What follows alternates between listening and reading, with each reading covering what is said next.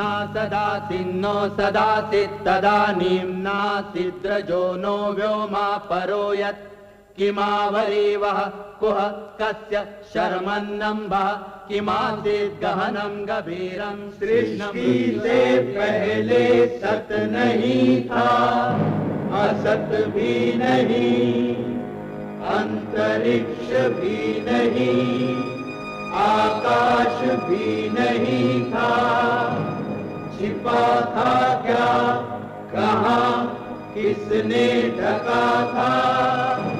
उस पल तो अगम अतल जल भी कहाँ था।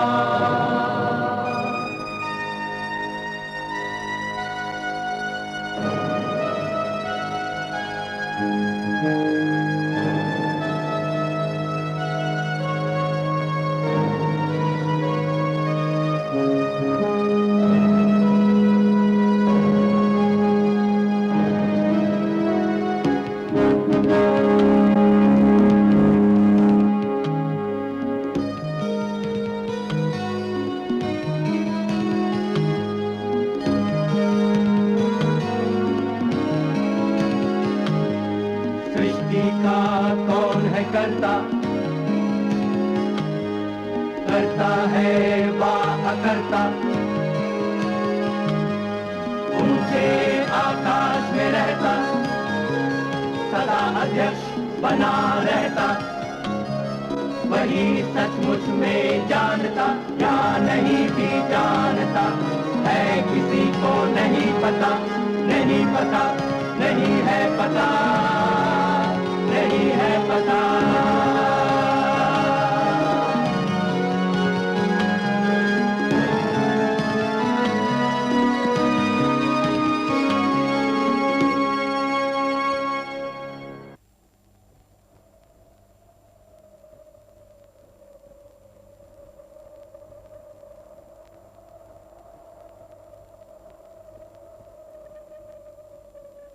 औरंगजेब के राज्य के आखिरी दिनों में मुगल सल्तनत के अलग अलग हिस्सों में जन आंदोलन शुरू होने लगे।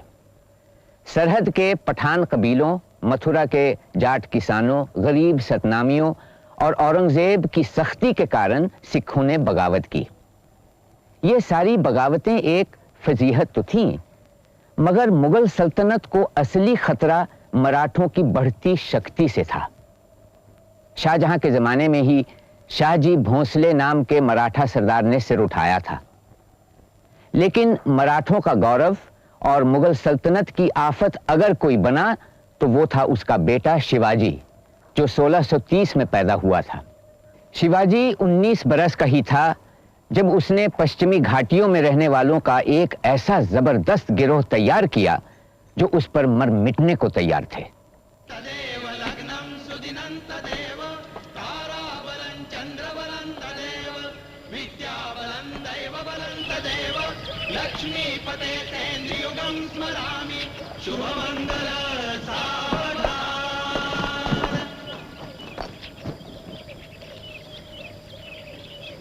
अरे बजाओ रे बजाओ।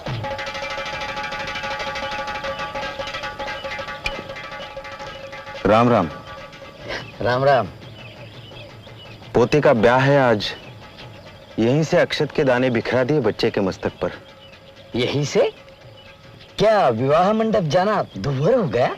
नहीं, ऐसा तो नहीं है। छत्रपति शिवाजी महाराज ने हमें इस किले का किलेदार मुकर्रर किया था। हाँ। बगैर महाराज की इजाजत से हम किला छोड़कर नहीं जा सकते। लेकिन मराठी रियासत तो अंग्रेजी सन 1818 में खालसा कर ली गई थी संपतराव। अब तो चल रहा है 1883। 65 साल बीत चुके हैं। शायद आप तक यह खबर पहुंची नहीं है। हम किसकी इजाजत से किला छोड़कर जाते? हमसे पहले हमारे पिता किलेदार थे। जिस दिन से किलेदार बने उस दिन से कभी किला छोड़कर नहीं गए। यहीं पर वो स्वर्गवासी हुए और यहीं पर हमने उनके आखिरी संस्कार किए। तब से हम यहां हैं। अब हमारा बेटा हमें चिता पर चढ़ाएगा और किलेदार की हैसियत से यहां खड़ा रहेगा। तो क्या कह रहे थे श्रीधर पंत? हाँ, सही है तुम्हारा कहना। मराठी रियासत खत्म हो चुकी है। शिवाजी महाराज के गुजरे 200 साल बीत चुके, मगर आज भी महाराज यहां और यहां विराज रहे हैं। सही बात है। महाराज के गुजर जाने के कोई 80-90 साल बाद एक कवि हुआ था, श्रीवल्लभ। वो भी महाराज को भूला नहीं पाया था। उसने कहा है, बचाई दखन देश की लाज, लिया जब हाथ राज का काज। बचाई दखन देश की लाज, लिया जब हाथ राज का काज। रचा फिर गढ़ी दुर्ग का जाल, प्रजा थी खुश किस्मत खुशहाल। सलील पर सेतु बनाया जी, हो जी जी जी जी जी जी। सलील पर सेतु बनाया जी, हो जी जी जी जी जी जी। जलधि पर रख जहाज का भार, मही को देकर प्रेमाधार। जोड़कर 12 मावल एक, दबाए समर्थ शत्रु अनेक। ऐसा नरनाथ शिवाजी जी, हो जी जी जी जी जी जी।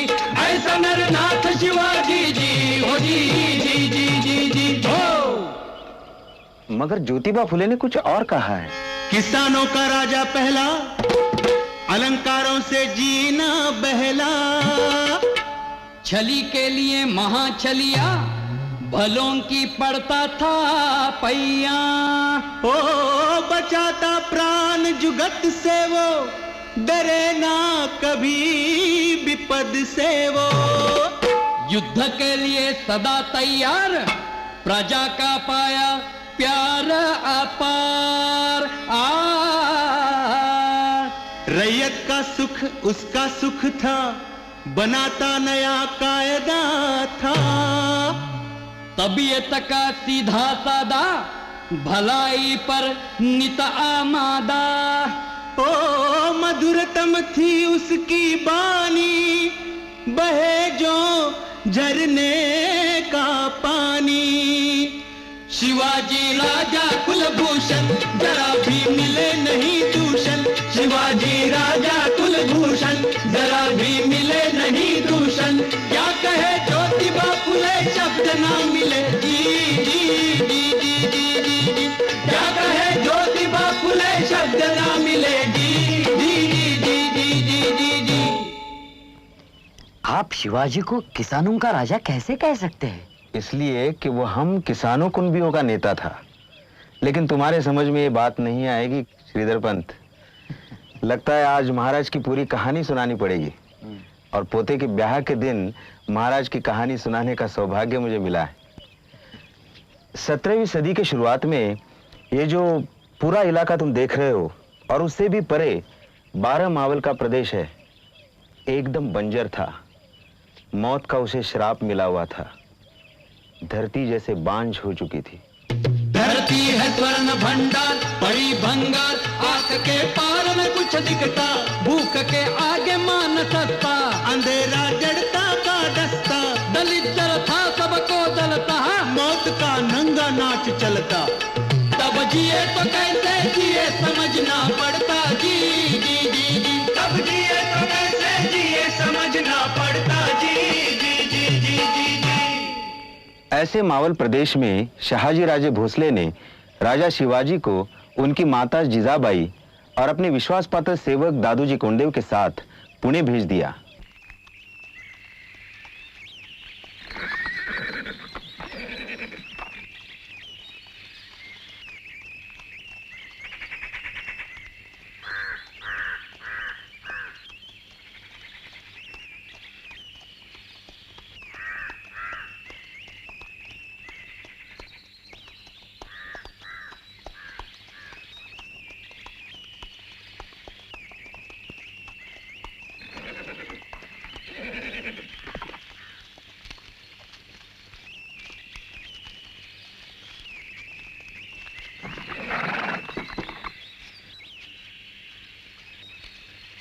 राजे, क्या थक गए? नहीं दो।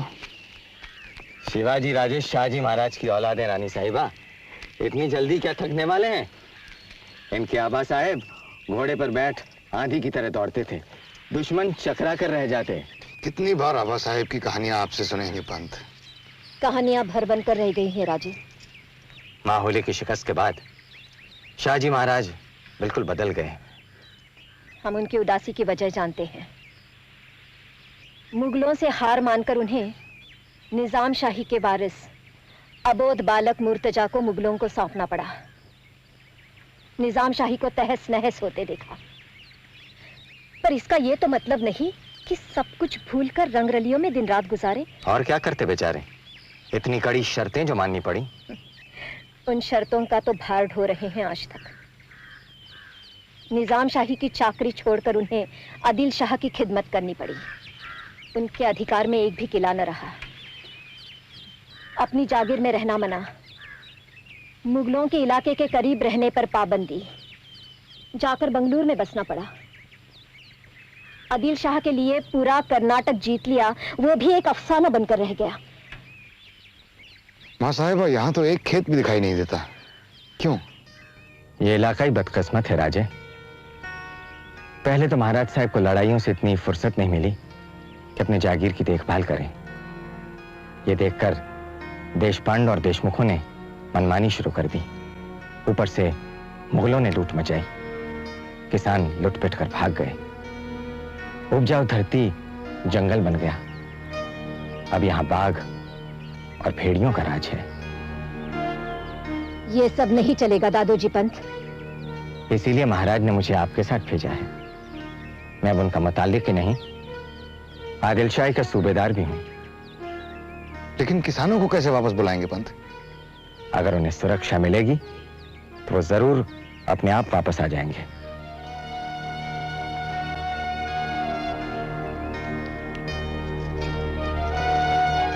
चलो।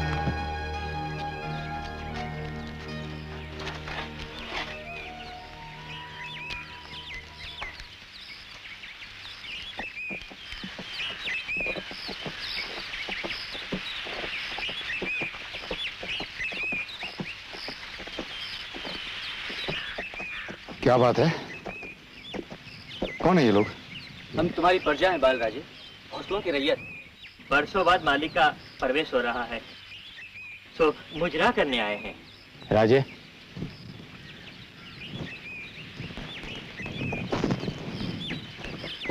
महाराज साहेब तो यहाँ आए ही नहीं। हम तो अनाथ हो गए।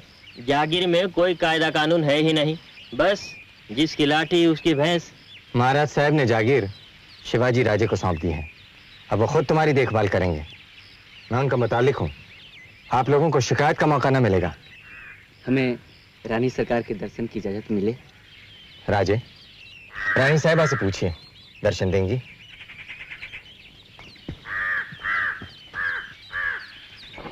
भाई साहिबा किसान दर्शन चाहते हैं।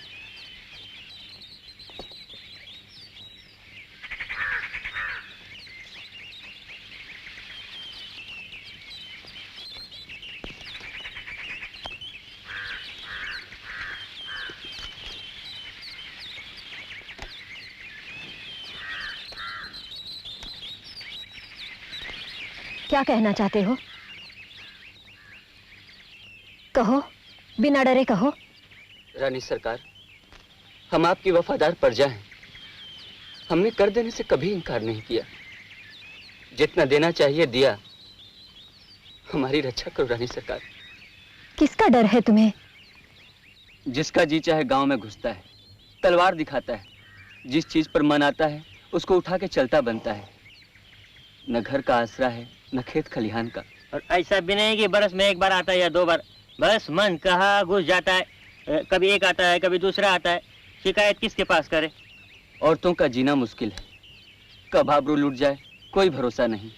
गांव के बाद गांव बेचिराग होता जा रहा है। लोग जान के डर से भाग रहे हैं। कौन है ये लोग जो ऐसा जुल्म ढा रहे हैं? बोलो, डरो नहीं। एक हो तो बताएं सरकार। जो भी घुड़सवारी जानता है गांव में घुसता है। अब समझ लो कि हम बताते हैं बालराजे, आपके देशमुख और देशपांडे जो है वो अपने आप को मालिक मानते हैं। तुम्हें न्याय मिलेगा। जागीर के काम में कोई बदइंतजामी नहीं होगी। तुम निश्चिंत रहो। लगता है यहाँ भी मुगल फौजों ने काफी लूट मचाई है। कितने लोग मारे गए? उनके आने तक यहाँ रुकता कौन कि मुगल उन्हें मारते। सो मकान लूट लाट के जानवर हाँक ले गए सिपाही। तो तुम कहाँ जाके छिपे? इन पहाड़ियों में जितना बन जाए सर पर रख के भागते, बाकी तोड़ फोड़ देते, जला देते। लेकिन पहाड़ियों पर भी सिपाही पकड़ सकते हैं तुम्हें? पहाड़ियां चढ़ जाएं तो हमें कोई नहीं पकड़ सकता, न मुगल न आदिल शाही। राजे, इन पहाड़ियों को तुम नहीं जानते। आदमी का चढ़ना तो मुश्किल, घुड़सवार क्या चढ़ेंगे? हाँ, और हमें सब पगडंडियां मालूम है। गुफाएं भी है वहां पर और पीने को पानी भी है। इन पहाड़ियों की छानबीन करनी होगी। चलो हमें अपनी पहाड़ियां दिखाओ। हाँ हाँ चलिए, हाँ चलिए चलो। भेड़ियों का सफाया तो हो चुका है दादोजी, अब तो किसानों को भी लौटाना चाहिए। राजे, भेड़ियों से ज्यादा उन्हें डर है आपके देशमुखों से। आज किसे पकड़ के लाए आप? अभी बताता हूं। दादोजी, ये फैसला भी आप ही कर लीजिए। नहीं, जागीर महाराज साहब ने तुम्हें सौंपी है, इसलिए अब फैसले तुम्हें लेने होंगे। ले आओ।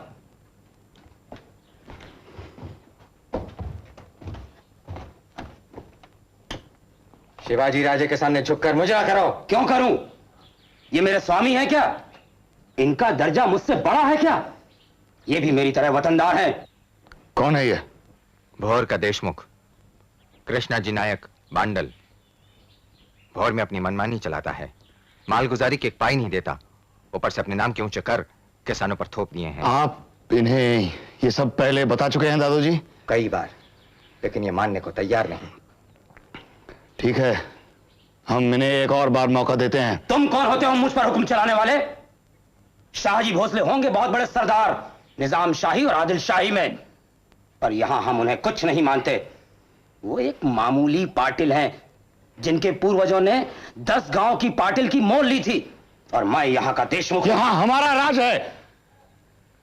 माल गुजारी अदा करो और कायदे कानून का पालन करो तो माफ कर दिए जाओगे। इसके इलाके की रैयत ने कुछ दिन पहले इसके जुल्म की शिकायत की थी। मैंने उसे संदेशा भेजा तो जवाब में उसने हमारे घोड़ों को लंगड़ा कर दिया और उनकी पूंछें काट डाली।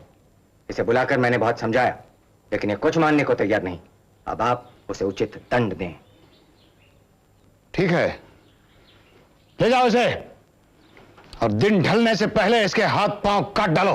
तुम्हें इस अपराध की कीमत चुकानी पड़ेगी। ये सब एक कांड है। तुम हमारी जमीन, हमारे वतन को खुद हड़प लेना चाहते हो। हड़प लेना चाहते हो। हड़प लेना चाहते हो। हड़प लेना चाहते हो। ये मैंने गलत किया दादोजी, वापस बुला लूं? नहीं, बिल्कुल उचित दंड दिया है। ऐसे ढीठ सरदारों को मिसाल बनाना बहुत जरूरी है। लेकिन इस तरह क्या वतनदार सुधर जाएंगे? अगर लगान मुकर्ररी सुधारेंगे तो देशमुख भी सुधर जाएंगे। तो लगान के बारे में क्या सोचा आपने?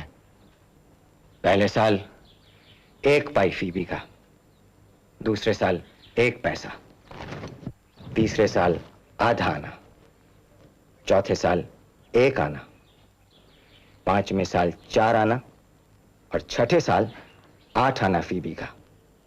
7वें साल लगान होगा 1 रुपया और 8वें साल से लगान वसूली का वही तरीका होगा जो दक्कन के लिए मलिक अंबर ने अपनाया था। यानी लगान धीरे धीरे बढ़ाया जाएगा ताकि किसान पर गैर वाजिब बोझ न पड़े। बिल्कुल सही। राजे, अगर तुम्हारे किसान खुश हैं तो जागीर सुरक्षित है, समझ लो।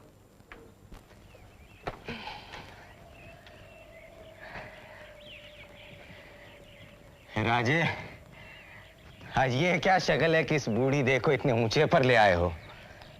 रोहिडेश्वर मंदिर से उगते सूरज के दर्शन कराने पंथ, और क्या? इतने साथियों समेत? राजे, आपका मंसूबा क्या है? पंथ, हम आपको साक्षी मानकर ईश्वर के सामने अपने राज्य के निर्माण का संकल्प करेंगे। आप हमें आशीर्वाद दीजिए।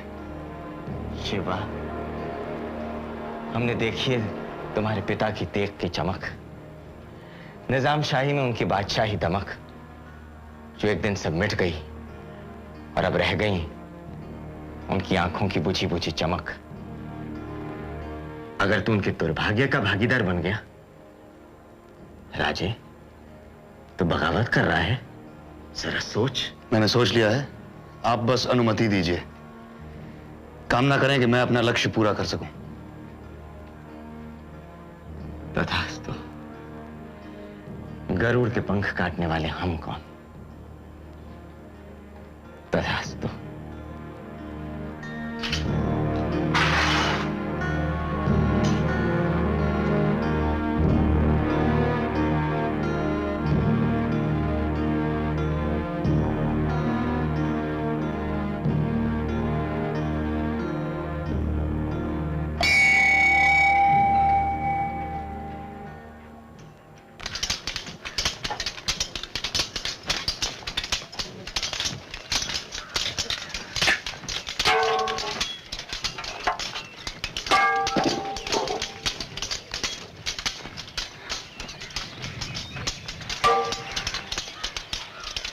हमने स्वराज कायम करने की शपथ तो ली। हम भूले तो नहीं है राजे, हमारे दिल और दिमाग पर लिख गई है वो। स्वराज धरती पर साकार होना चाहिए ये साजी। हमारे आपके दिल और दिमाग में रहने से क्या होता है? तो चलो धरती पर हक जमाते हैं, इसमें क्या है? स्वराज क्या खाने के लड्डू हैं? राजे ने कहा ना कि हमें धरती चाहिए। क्यों राजे? हाँ बाजी, हमारे पास जागीर तो है मगर उस पे हक आदिल शाह का है, ये स्वराज्य नहीं है। मैंने कहा था ना, आप बोलो। बाजी, धरती के लिए लड़ाई लड़नी पड़ती है और लड़ाई के लिए फौज चाहिए। फौज हमारे पास कहाँ है? राजे, मावल के इलाके के सारे गांव आपको चाहते हैं, क्या उन सबकी फौज तैयार नहीं कर सकते? ये किसान क्या लड़ेंगे? क्यों नहीं लड़ेंगे? जब जरूरत पड़ेगी तो हाथ में तलवार उठाएंगे, जब नहीं तो हल चलाएंगे। वाह राजे, ये हुई ना कोई बात, किसान फौजी बनेगा। फिर तो किसान को तीर और तलवार चलाने की तालीम देनी पड़ेगी। हाँ बिल्कुल सही बात, और आप जो इसमें इतने माहिर हैं ये भी करेंगे। मगर करेंगे कहाँ? पहाड़ों पर, जंगलों में, जहाँ लड़ेंगे वहीं करेंगे। नहीं नहीं बाजी, हमें इस काम के लिए अपनी एक सुरक्षित जगह चाहिए, जैसे हमारा अपना किला। किला? बात तो ठीक है, मगर कौन सा किला? बन पड़े तो तोड़ना किला। तोड़ना का किला? मगर राजे, हमारे पास इतने सिपाही कहाँ हैं? हम अचानक हमला बोलेंगे उल्टी तरफ से, उस तरफ कोई सिपाही भी नहीं होते। ये हुई ना कोई बात, स्वराज्य का पहला किला। जय भवानी! जय भवानी!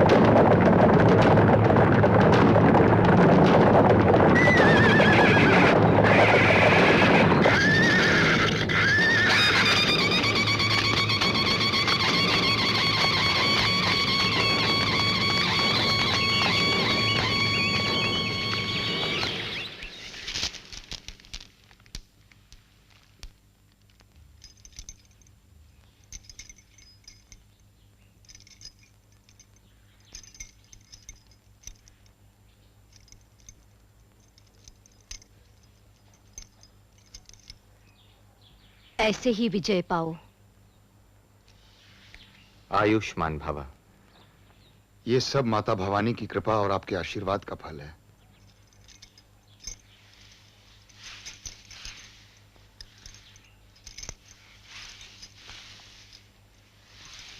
इतने विनम्र मत बनो। अपने साहस और सूझबूझ से तुमने हमारे सपने को साकार कर दिया, दादोजी पंत की कड़ी तालीम को सार्थक कर दिखाया। लेकिन पंत हमारी फतह से खुश नहीं है। जब से हमने तोड़ना जीतने की खबर दी है, वो ना हंसे हैं ना मुस्कुराए हैं। आप जो खतरा मोल ले रहे हैं, उसे सोचकर हमारी खुशी पर डर के बादल छा जाते हैं।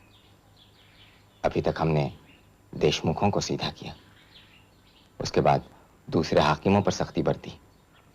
मुतालिक होने के कारण यह हमारा फर्ज भी था, मगर जागीर की चौहदी के भीतर अगर कभी चौहदी लांगनी भी पड़ी तो हमने आदिल शाही की बहबूदी का बहाना बनाया। महाराज साहब ने मुझे सूबेदार मुकर्रर करा, इसलिए एक हद तक मैं ये बंदोबस्त कर सका। मगर गढ़ और सेना सूबेदार का अधिकार नहीं है, वो शिरवल के अमीन का अधिकार है। वो सीधे बीजापुर के दरबार जा बैठेगा और चुप नहीं रहेगा। आप बीजापुर के सुल्तान को बहुत बढ़ा चढ़ा कर देख रहे हैं। वो वहां, हम यहां, बीच में कोसों का फासला। किसको पता चलता है कहां क्या हो रहा है? जब बलवाई सल्तनत के किले को छीन लेते हैं राजे, तो उसका कोई सिरा दूर नहीं रह जाता। आप यूं क्यों नहीं सोचते कि उस इलाके के किलों पर बरसों से किसी ने ध्यान नहीं दिया है? हम सुल्तान को लिख देंगे कि उसकी बेशकीमती मिल्कियत को हम झाड़ पोंछ कर साफ कर रहे हैं। उसको रिहाइश के और पहरेदारी के काबिल बनाकर हम सुल्तान की सेवा कर रहे हैं। ये दलील कुछ दिनों तक चल सकती है, मगर कब तक इस मामले को दबा के रखेंगे? और फिर हो सकता है महाराज साहब पर इस मामले की आंच आए। हम जाके महाराज को सावधान करेंगे। महाराज साहब अपनी देखभाल खुद कर सकते हैं। वो इतना तो कह ही सकते हैं कि मैंने अपने बीवी और बच्चे को त्याग दिया है।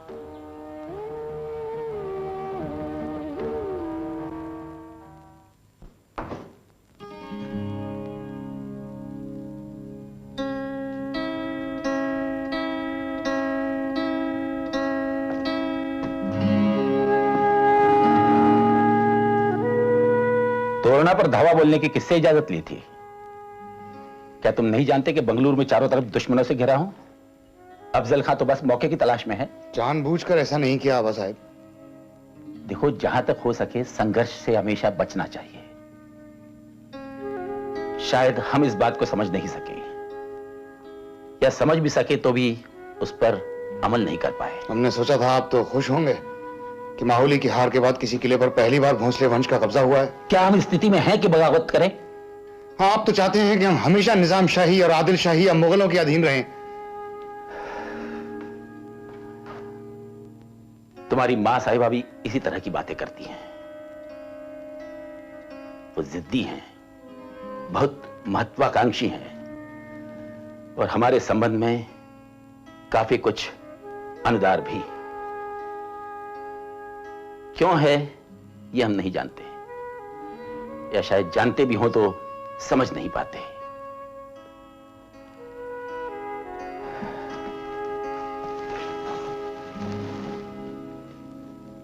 एक जमाना गुजर गया राजे, जब जादव और भोसले वंशों के बीच, दोनों कुलों के बीच बिला वजह एक भिड़ंत हो गई थी। तलवारें चली, खून बहा। तुम्हारे मां साहिबा के एक भाई जाते रहे, हमारे भी एक भाई मारे गए। तब से,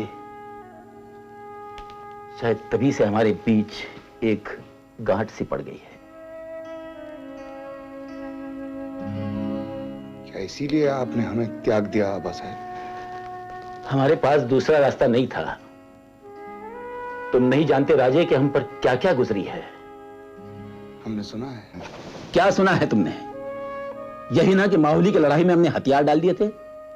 यही सुना है ना कि हम पराजित हुए थे, कि नन्हे निजाम शाह को, जिनके सुरक्षा की हमने शपथ ली थी, हमने मुगलों को सौंप दिया था। कभी यह सुना है कि किस हालत में और किन प्रतिरोधों के बावजूद हम लड़े? या यह सुना है कि मुगलों ने हमारे परिवार को 2 बार बंदी बनाया और परिवार को छुड़ाने के लिए हमने कई मुगल चौकियों पर धावे बोले थे? कि हमारे परिवार को शरण देने के लिए कोई राजी नहीं था? कि हमारे नजदीकी रिश्तेदार भी हमसे आंख चुराते थे? सुना है तुमने कभी ये? गुस्ताखी माफ आबा साहब, हमने आपकी शान के... अरे हमारी शान में क्या फर्क पड़ेगा, तुम कुछ भी कहो तो। भाग्य ने वो काम पहले ही कर दिया है। नियति ने हमें खूब रोंदा है राजा। क्षमा कीजिए आबा साहब, भाग्य और नियति को दोष देना दुर्बलों की नीति है। तुम्हारी रगों में जवां खून दौड़ रहा है राजे। आंगन से निकलकर मैदान में उतरने के लिए तुम छटपटा रहे हो। पराजय का काला मुंह तुमने कभी नहीं देखा। जरा हमारी ओर देखो। दक्खन के जोरावर योद्धा, एक राजा के गद्दी के स्वामी, चाहे जिसे बिठाएं चाहे जिसे उठाएं। लेकिन आज हम क्या हैं? वो इसलिए कि आप दूसरे को गद्दी पर बिठाकर ही संतुष्ट हो गए, गद्दी छीनकर कभी उस पर बैठना नहीं चाहा। अरे चाहने से क्या होता है, हालात भी तो वैसे होने चाहिए। हालात इंसान मोड़ भी तो सकता है। सही है, तभी तुम ख्वाब देखने की हिमाकत कर रहे हो, और ख्वाब भी सही समय पर देख रहे हो। आबा साहब, ऐसा ख्वाब आपने क्यों नहीं देखा? शायद हालात ने हमारे ख्वाब को बदरंग कर दिया था राजे। लेकिन एक बात हमेशा ध्यान में रखना कि विजय नशा बनकर तुम पर न छा जाए और पराजय अंधेरा बनकर तुम्हारी दृष्टि न छीन ले।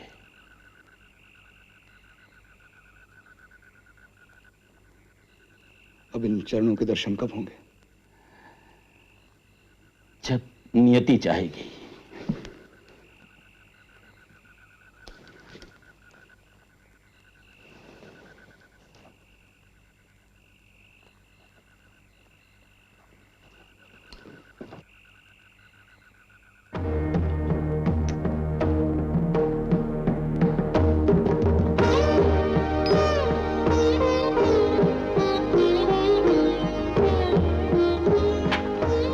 राजे, आज खुद दफ्तर देख रहे हैं, अच्छा लगता है। आइए दादूजी पंत, आइए विराजिए।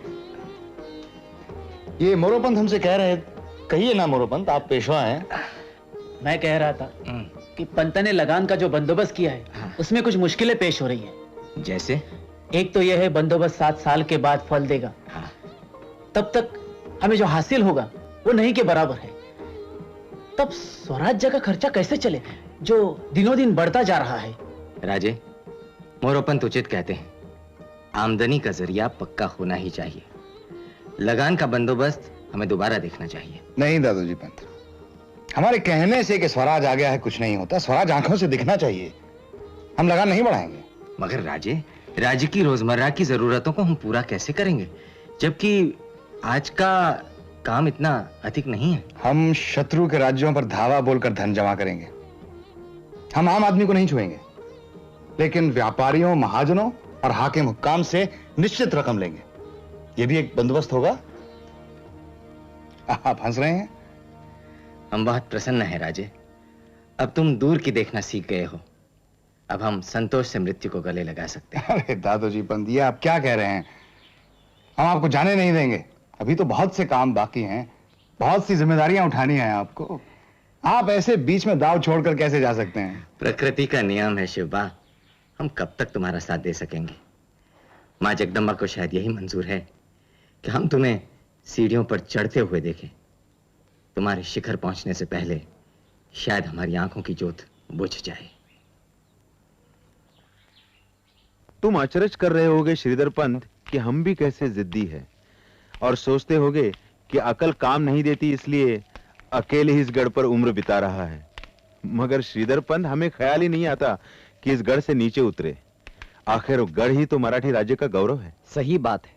महाराज के आज्ञा पत्र में साफ साफ लिखा है कि खेत की देखभाल के लिए जैसे मचान, राज्य के लिए वैसे ही गढ़ और किले।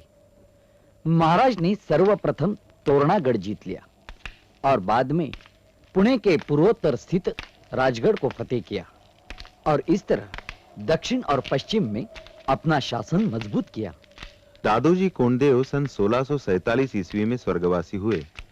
आदिल शाह जैसे इसी की बाट जो रहा था। इधर दादोजी ने आंखें मीची और उधर आदिल शाह ने शाहजी महाराज को बंदी बनाया। बहुत पुरानी बात है, सन 1647 की, और आज चल रहा है सन 1883। 2.5 सदी पुरानी। पुरानी? कैसी पुरानी? हमें तो लगता है कहानी कल की है, ज्यादा से ज्यादा परसों की। दादाजी स्वर्ग को सिधारे, राजा दुखिया रे, टूटे जैसे सपने सारे, मगर हिम्मत तनिक ना हारे। आग वो ऐसी कुछ नारी, आग वो ऐसी कुछ नारी,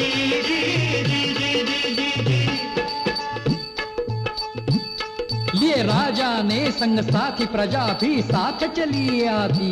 नहीं वो भूली थी उपकार, राजा ने जीवन दिया संवार। लहर जो मन में उठी अपार, छोड़ के हल उठाई तलवार।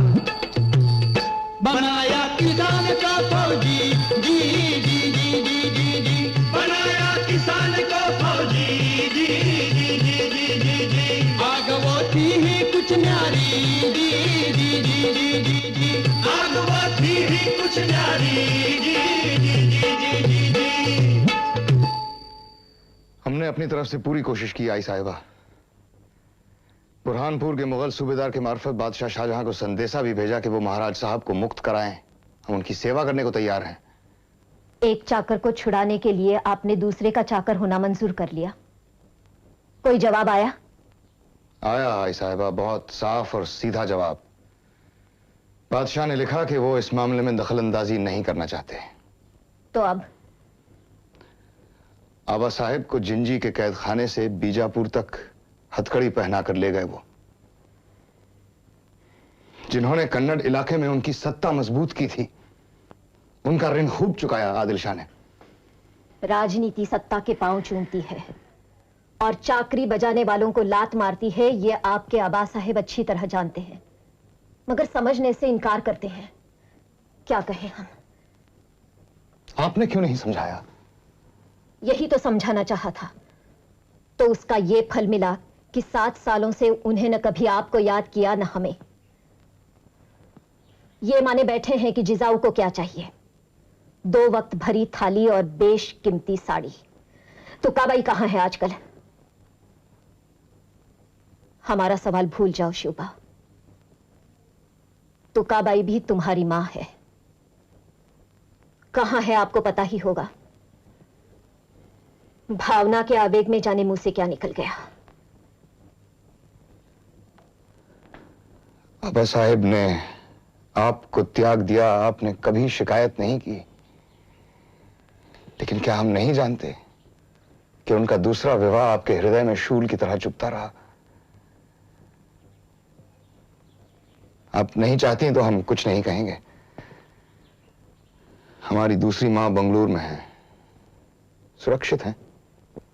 और आपके भाई संभाजी दादा राजे भी सुरक्षित हैं। अब क्या इरादा है?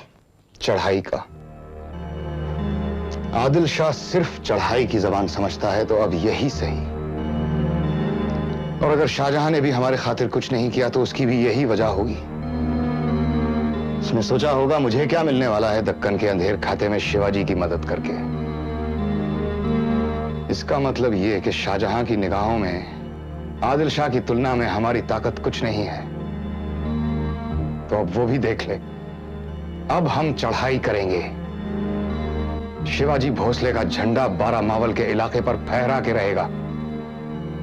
पहली चढ़ाई पुरंदर पर। पुरंदर पुरंदर? एक कोस ऊंचे पुरंदर किले के लिए लड़ाई करोगे?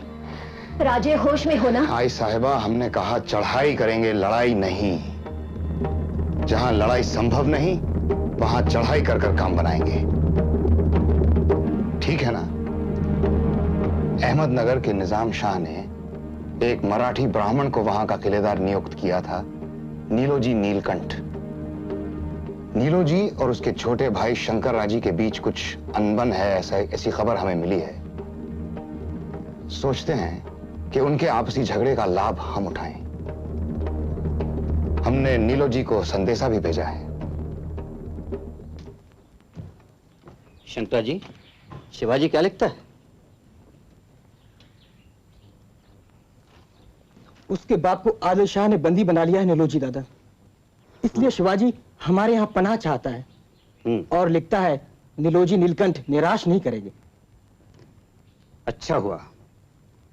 शाह जी यूं भी आज आदिल शाह तो कल निजाम शाह के पैर छूकर अवसरवाद की राजनीति खेल रहा था। उसे अच्छी सजा मिली है। शिवाजी को लिखो कि वो हमसे आकर मिले।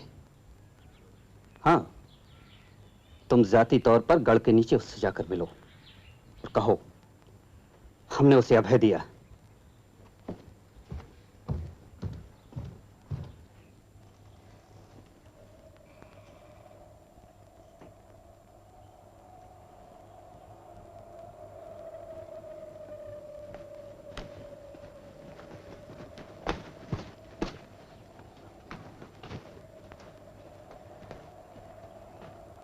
शंकरा जी, आप?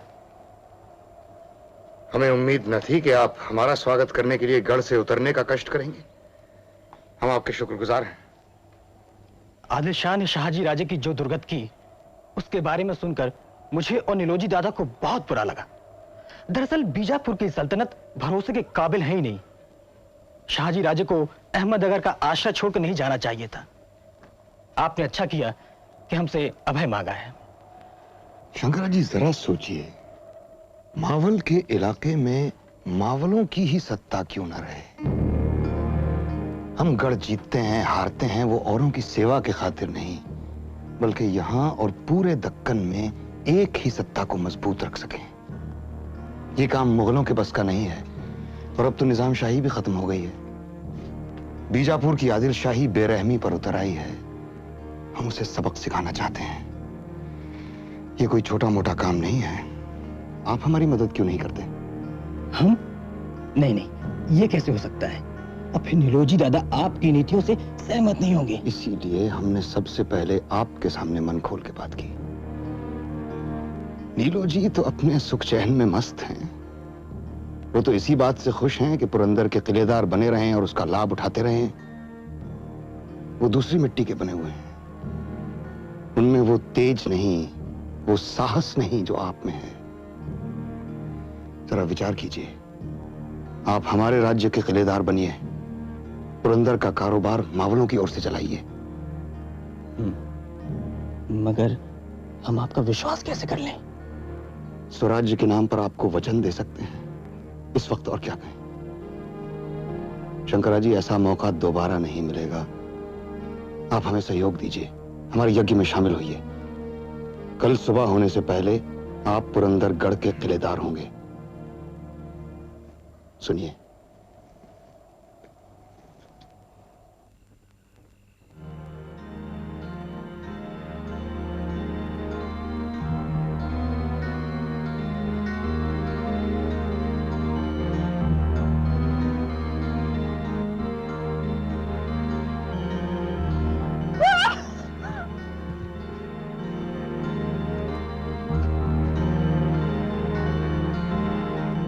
तू हम राजा शिवाजी हमसे पनाह मांगता है और अपने आप को राजा कहता है। बहस मत करो, आधी रात का वक्त है, बेकार समय मत गवाओ। ये विश्वासघात है। हम इसे अपने साथ बंदी बनाकर ले जा रहे हैं। आज से आप हमारे किलेदार हैं। हमारे पुरंदर की रक्षा करो। चलो।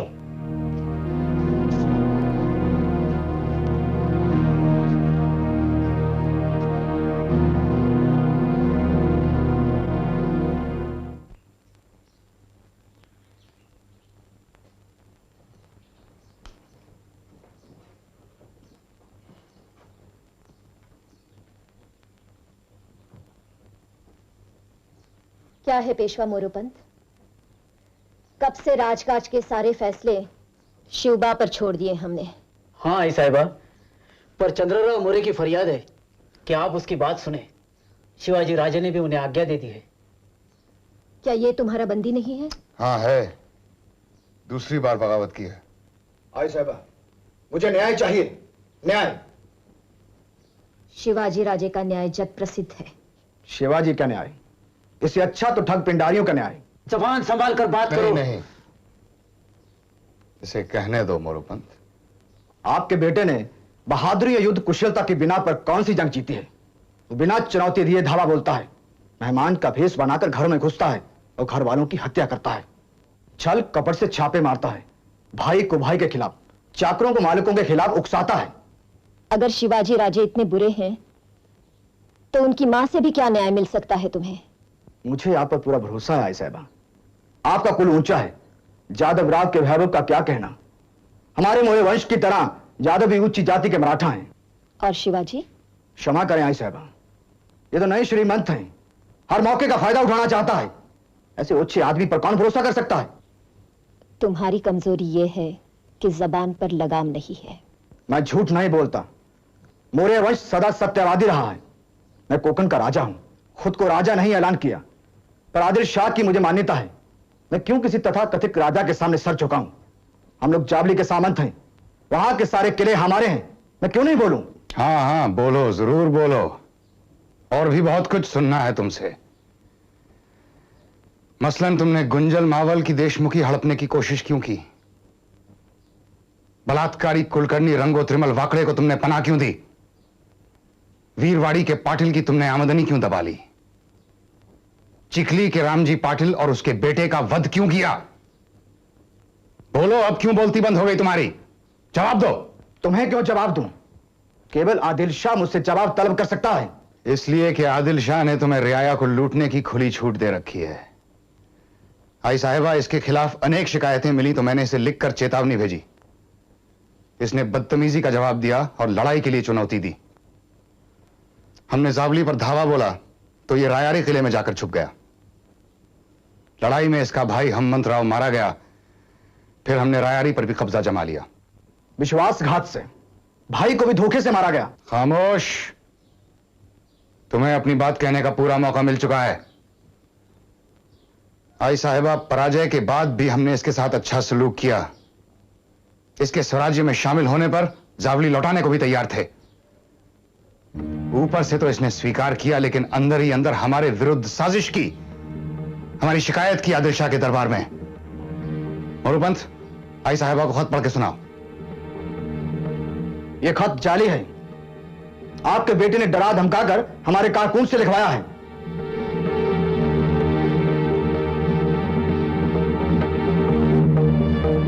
मगर इस पर तो तुम्हारी मुहर है। मोहर चुराने में कितना समय लगता है? जो आदमी धोखे से जावली ले सकता है, उसके लिए मोहर क्या? आई साहिबा, इसे और इसके बेटों को देशद्रोही के इल्जाम में बेड़ी बंद कर रखा है। ये गद्दार हैं। न्याय जो कहता है वही करो। ऐसे जुर्म की एक ही सजा है, देहांत की सजा। मोरोपंत, इसका और इसके बेटों का सर कलम कर दिया जाए। यह हमारा हुक्म है।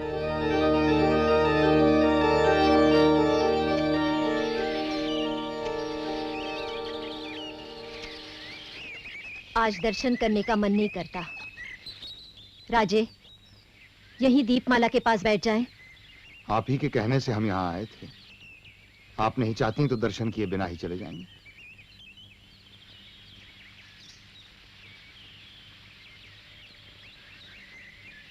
क्या देख रही हैं आप? मंदिर का शिखर। कहते हैं मंदिर के शिखर के दर्शन भी पुण्य दिलाते हैं।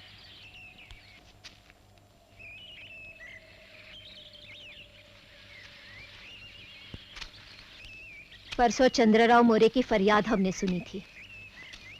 मोरे खानदानी मराठा था, फिर भी आपने उसे देहांत का दंड दिया।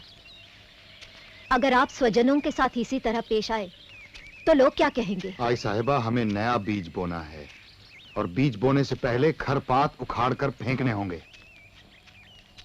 ये लोग भ्रष्ट हैं। इन्हें मतलबी विलासी राजनीति की लत पड़ चुकी है। ऐसे लोगों को साथ लेकर हम राज्य की स्थापना कैसे कर पाएंगे? उल्टे यही लोग हमें अपने साथ कीचड़ में घसीट लेंगे। राजे, आप सयाने हो गए हो। इस बात का हमें दुख भी है और खुशी भी। चलो भवानी माता के दर्शन करें।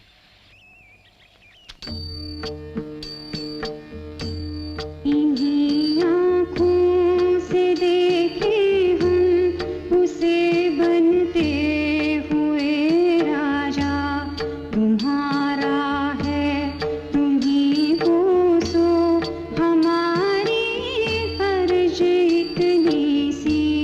तुम्हारा है तुम ही पोसो हमारी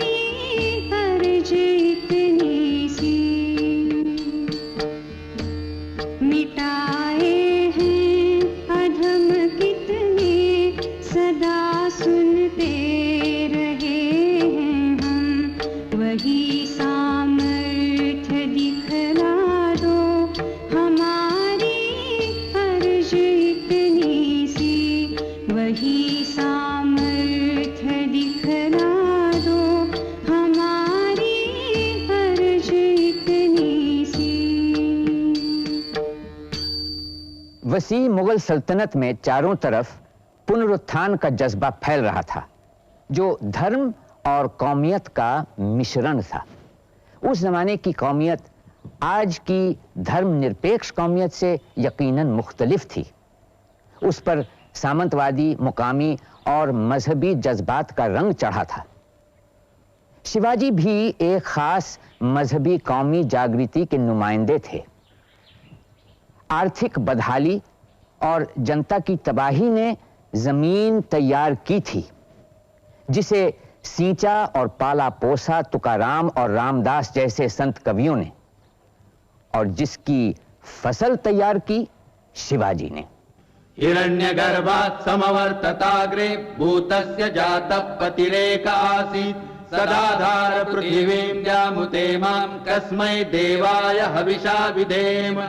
वह था हिरण्यगर्भ सृष्टि से पहले विद्यमान, वही तो सारे भूत जात का स्वामी महान, जो है अस्तित्वमान धरती आसमान धारण कर। ऐसे किस देवता की उपासना करें हम हवि देकर,